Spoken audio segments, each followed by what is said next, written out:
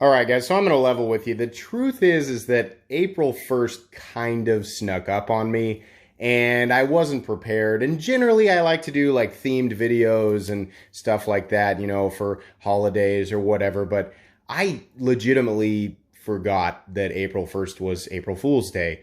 And so the title is a little bit misleading.